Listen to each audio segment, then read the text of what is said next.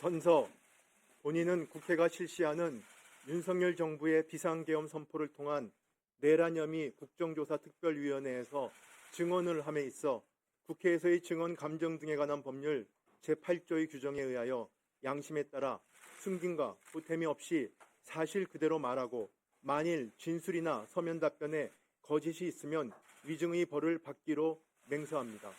2025년 2월 6일 대통령 권한대행 부총리 겸 기획재정부 장관 최상목.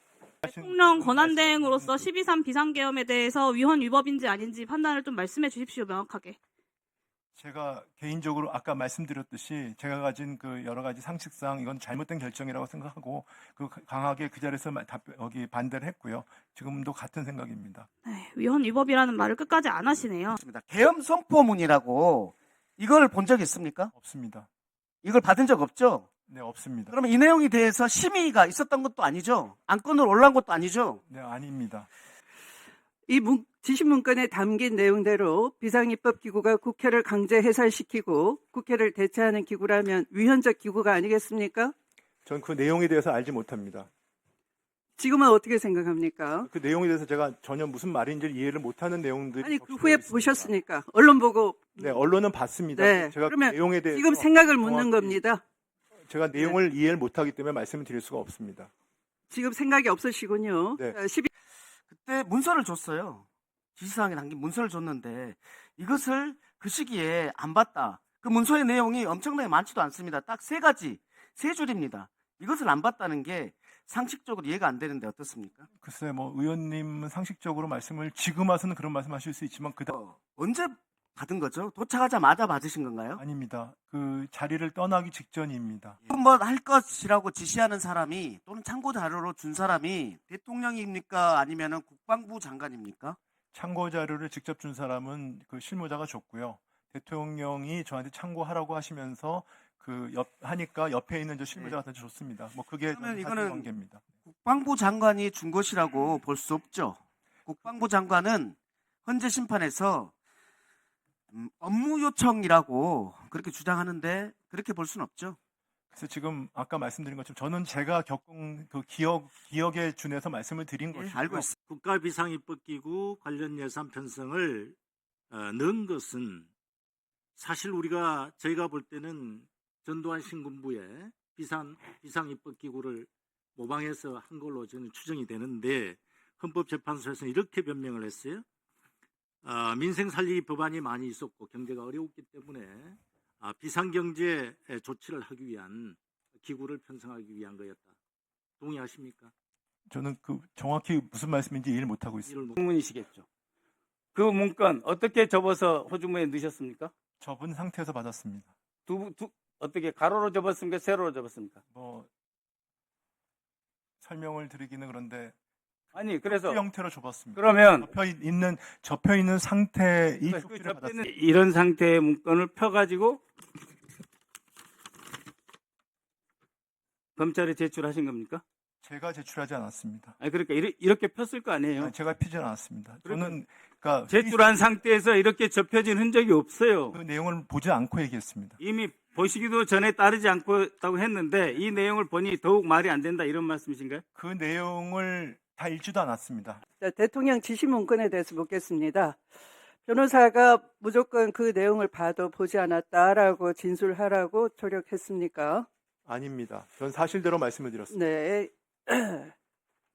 그날 윤석열이 상무가라고 부르면서 이거 참고해 이렇게 말했습니까?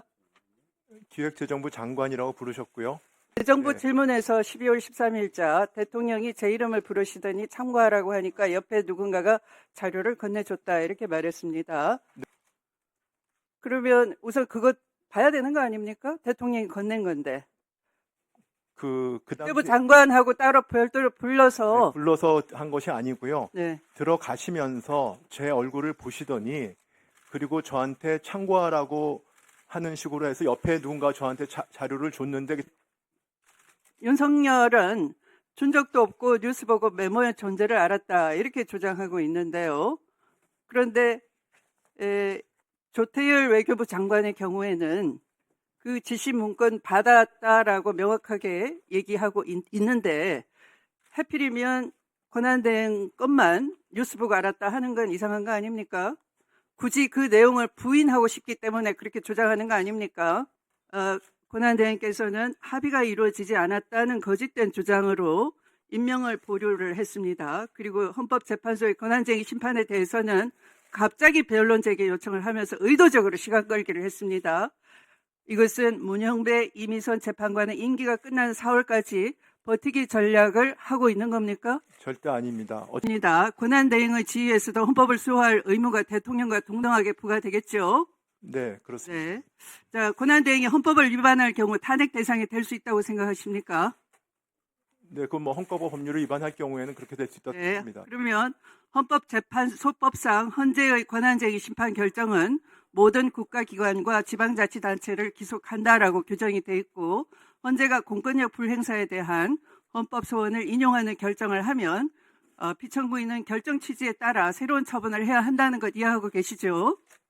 그 부분에 대해서는 이해하고 있습니까? 아닙니까? 아니, 제가 답변을 드리지 않습니까? 그 부분에 대해서는 헌법재판소의 결정을 존중한다는 입장입니다만 네, 아직 존중을 결정이 한다. 없기 때문에 제가 예단해서 네, 말씀드릴 수 존중을 없습니다. 한다라고 하셨습니다. 헌법재판소가 만약 후보자를 재판관으로 임명해야 한다는 결정을 내렸음에도 불구하고 이를 이행하지 않는다면 명백한 헌법재판소법 위반인 건 알고 계시죠? 그렇다면 임명 결정이 나오면 즉시 만약 재판관을 임명하겠습니까? 하는 게 당연하지 않겠습니까? 아까 말씀드렸습니다. 헌법과 헌정질서에 맞서시겠다는 이야기입니까? 임명하겠다, 숙고하겠다, 명확히 존중하겠다는 말씀을 그렇게 이해를 하십니까? 존중하겠다라는 말에 대해서 임명하겠다라는 답변을 안 하고 계시지 않습니까? 결정이 없기 때문에 그걸 예단을 해서 제가 말씀드릴 수 아니, 결정이 나오면 당연히 임명을 해야 하니까 여쭤보는 겁니다. 단심제에 대해서 불복 절차가 없다, 헌법재판소의 결정에 대해서라고 알고 있다고 하지 않으셨습니까? 헌법 수호의 의지가 없을 뿐더러 불법임을 뻔히 알면서도 거리낌이 없는 대통령은 윤석열 한 명이면 족하다고 생각하고요.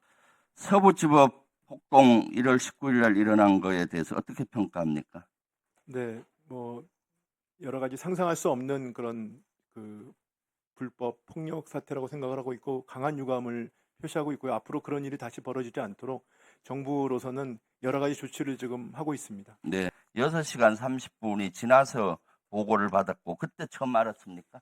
알기는 그 전에 한 시간 정도 전에 알았습니다. 네네. 그래, 1시간 전이라도 한 5시간 반 전에 후에는 알았네요. 네네, 그렇습니다. 이게 정상적이라고 봅니까? 그 12상 계엄 전후에 김건희 여사와 통화한 적 있습니까? 없습니다. 그 김건희 여사하고 일체 통화한 적 없습니까? 그 전에도 없습니다. 그 이후에도 없고요. 네, 없습니다. 네. 지금 박현수 경찰국장 같은 경우는 계엄 선포 직후에 조지호 경찰지청장과 2번 통화하고 계엄 해제 의결후에 바로 조지호 경찰청장 그리고 행정안전부 장관과 통화하고 또 23시 10분, 23시 35분경에는 직접 그 국회 봉쇄를 책임졌던 임정주 경찰청 경비국장과 2번이나 통화했습니다. 그리고 국회에 체포조를 파견하기로 돼 있었던 영등포 경찰서장과 또 통화를 했습니다. 그래서 이거는 바로 내란의 주요 종사자로 지금 수사가 들어가야 되는 사람이에요. 이런 사람을 지금 승진 발령을 대면 경찰의 기강이나 또 이 향후 수사에 대해서 어떻게 되겠습니까? 차관이 이야기하셨다는 거죠. 네, 그렇습니다. 그럼 경찰 인사안을 만든 건 경찰청 차장이겠네요. 뭐 행안부 장관 직무대행 물어보니까 의논을 해서 만들었다고 네, 들었습니다. 네. 근데 아까 여러 의원님 지적하셨지만 내란 동조에 가담했을 수 있는 그런 의혹은 우리 대행께서 지금 아시는 거잖아요. 뭐 지금 이런 의혹은 제가 사후에 지금 들었습니다. 그렇죠. 근데 제가 한 가지 더 알려드리겠습니다. 비상계엄 당일날 이번에 승진했던 박현수 국장이 오후에 조지호 청장을 만났다는 사실 알고 계십니까? 전 전혀 모르겠습니다. 오후 4시경에 만났습니다. 왜 만났는지 알고 계십니까? 모릅니다. 인사안을 협의하기 위해서 만났다고 합니다. 경찰 인사안을. 박현수 국장의 진술입니다. 자, 라도 기회를 드릴 테니까 국민께 사과하시겠습니까? 정부를 대표해서. 글쎄요, 제가 지금 그 부분에 대해서 제가 개인적으로 아까 말씀드린 것처럼 국무회의 한 사람으로 송구스럽게 말씀을 드렸고요.